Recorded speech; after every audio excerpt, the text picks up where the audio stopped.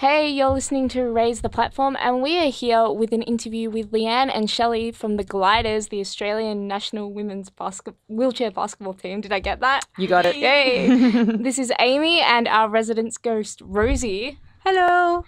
And we pre-recorded this in advance, so hello to everyone in the studio. Rosie wanted me to give them a shout out. She's laughing now. Now, guys, thank you for coming in, first of all. Thanks for having us. Thank you so much. This is also going to be on a video on the website, so you can check that out eventually. Awesome. And so have you guys been watching the Paralympics, of course, right? Absolutely. Yeah. Absolutely.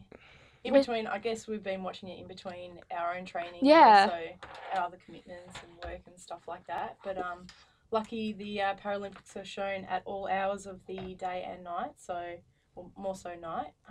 So yeah, if you're that dedicated, you can certainly watch all night. I've been getting into the app, watching it all on the app. Yeah. It's good. Well, that leads us well into one of our questions is like, obviously you guys are on the Australian national team and wheelchair basketball is a very athletic sport. It takes a lot of commitment. So what sort of training goes into that? Well, we didn't qualify for the Rio Paralympics, which is why we're here talking about it, unfortunately. But you're here. You're hanging out exactly. with us. We got to come in and do this. It's actually kind of cool watching it from like what the general public see, actually. Yeah. But yeah, so leading into our preparations for when we were trying to qualify for Rio, we were training full-time. We had part-time jobs, but we'd be on court 4 times a week, in the gym 3 times a week, and then did other cross-training. So it's pretty full-on. Sounds and intense. And we play games on weekends. We played in the Women's Wheelchair Basketball League, but then we also, the Australian women's team, played in the Men's Basketball League. Oh, wow. Yeah, so we had a pretty big lead up into our qualifiers last year. Unfortunately, we didn't try to beat us in the final, so we didn't get to Rio. But yeah, the training's pretty full on. Yeah, I can imagine that sounds very, very intense. You guys, I've said intense a couple of times. I am not athletic, but you guys, after your training, I'm going to assume you guys did cycle power with Rosie and Alex, and you went through Cambodia and Vietnam. Mm-hmm. How was that? Because Rosie got back and she was like, my arms, I can't feel my arms. I don't know what I'm doing. How did you guys find it? Oh, look, cycle power I think is one of our favourite things that we can do outside of our basketball. And we decided to take up cycle power after the London Games, where you go on this big high, and we won a silver medal, and then we come down, it was quite low, and we needed something to sort of pick us up. So we did find cycle power, and we fell in love with, all that it represents, and we were fortunate to meet young Rosie, and her first cycle power trip we weren't actually on, but this cycle power trip, she sort of blew everybody out of the water with what she is actually able or capable of achieving. Mm-hmm.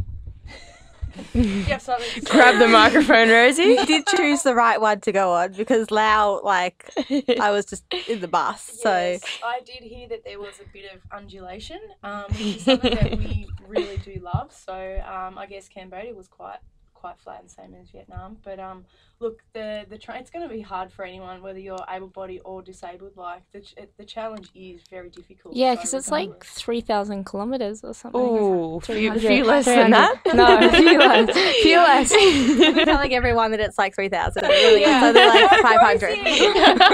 Leanne and I only did 540, but Rosie must have done some secret running in the night. She just kept going when all you guys were sleeping and circled back a couple times. I knew it. Yeah, I hear it. We did call her the Hulk for a little while when she got back. No, like cycle power is a really cool thing, because like Leanne and I are obviously elite athletes, and Rosie dabbles in being an athlete. Radio host by day, elite athlete by night. But like it's just as hard or as easy as you want it to be. And I think like everybody on the trip made it look like, did it as hard as they could, and and that's different for everybody, but that's, I guess, one of the really good things about cycle power is that you just do it at your own pace. You push yourself as hard as you want to go, and I think like I was really happy with how I rode, and I was really like, Rosie obviously rode way more Ks than she did the year before, so it's a really cool event. Yeah, sounds really cool.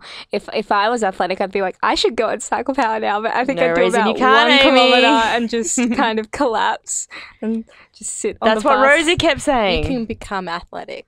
Exactly. I think if you put in the training as well, and you build that base, and it Yeah. doesn't, you don't have to be elite to actually participate in cycle power. But if you put in the training and you can give yourself 12 months if that's Yeah. what you need to get there. But if you have some sort of regular training, then when you do go away, you'll surprise yourself with how much you can actually achieve. And when you've got the right group, which we are, around you, you're like, oh, okay, maybe I can do another 10Ks, and maybe I can. And then at the end, you're like, oh, I did 60Ks today. Like, never thought that I could do that.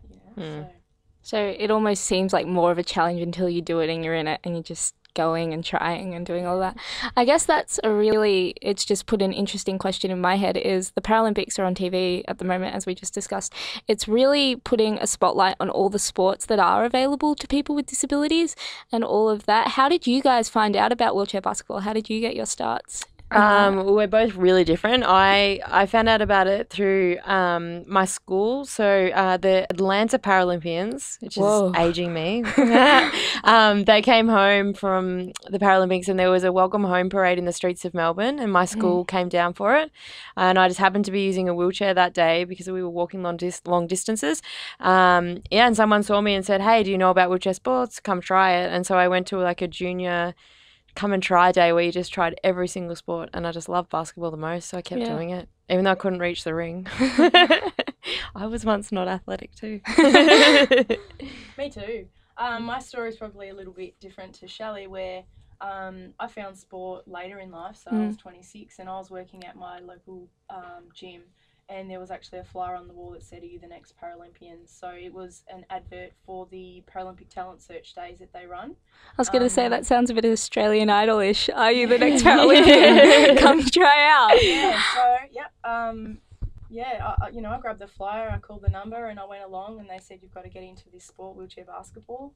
And I had, a lot of reservations about jumping in a chair and playing, but, when I did get down there, my expectations were completely exceeded and, it's only been a positive experience since then. So it's been, the journey that I've wanted to take, and just the doors and the opportunities were there and you just go with the flow. And here we are. That's really, really cool that you both had such different pathways in getting into sport. And I guess for any, younger listeners listening, do you have any advice if they want to get into a sport with a disability? Like anything you would say to yourself if you could go back?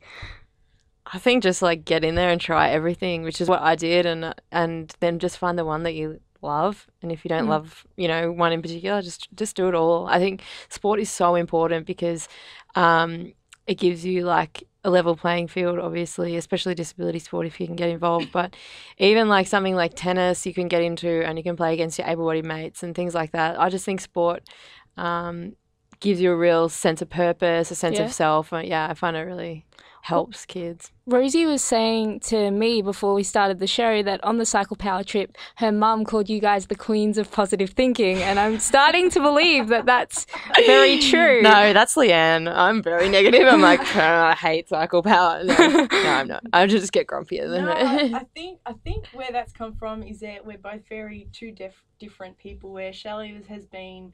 How did I remember? I used to describe you that you were sort of a little bit not reckless, but you just sort of did whatever and you didn't really have a plan. You just sort of did, just whatever it is. Bit wild. You weren't scared. She didn't have these fears that I had, and I was very protected, and my mum sort of didn't really want me to explore all that much because she didn't want me to get hurt and all that sort of stuff. And then sort of, becoming friends with Shelley sort of balanced me out. But then, we sort of complemented each other, and it sort of started from there. And I guess I came from, maybe the area where I was a little bit restricted because people did classify me as having a disability, therefore you couldn't do a lot. Yeah. Whereas Shelley, her family sort of gave her the freedom to become whoever she wanted, and she just didn't have any of these fears or restrictions. And then slowly we started, we come up with one challenge, and I was afraid and terrified that I was going to hurt myself or get sick or whatever. And she's just oh my God, just try it. And I was like, all right. And so I tried it. And every time we found a goal or we did something, we always managed to get through it, no matter how we did it. That's really interesting. We now realise that there's nothing that we can't do. It just might be different. Yeah. And so we use that mentality in everything that we do, and then everyone that we meet. Hey, Rosie, how do you know that you can't ride 80Ks? 80Ks does sound quite big, but let's break it down in 10Ks. In 10Ks, we can stop and have a coffee. Let's do that. Great. Then we get to the next 10, and it's just how it is. And we haven't found something that we're not capable of doing at this point. That's really cool. It also seems like being in a team and that team dynamic has really helped you guys as well, like push each other along and do that. How, I mean, you won a bronze medal earlier this year in Japan. How does being in a team like help you in your sport? I don't know. I think you having a group of people, and in particular for us, a group of women, we all have the same goals.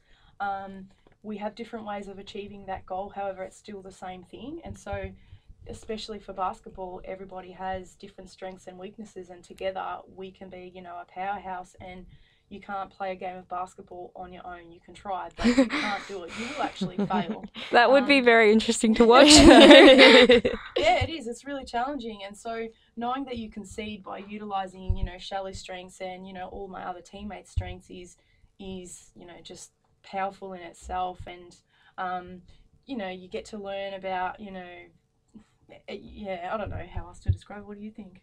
No, you said it quite well. Like, I think, just all having the one goal, I think is very motivating. And, I've never I've never really done an individual sport. So, I've always done everything as a team, even cycle power. Like, I'm on my own bike, but Leanne and I work like a little team and help each other out and stuff. And I think just having other people that are there with you doing the same thing with the same goals is very motivating. Cool. Well, I mean, hopefully for anyone listening at home with talking to these guys and the Paralympics on TV, you kind of inspired a bit to get into some sport and get into some action. Thank you guys so much for coming in. We really appreciate it. You are listening to Raise the Platform on SYN 90.7.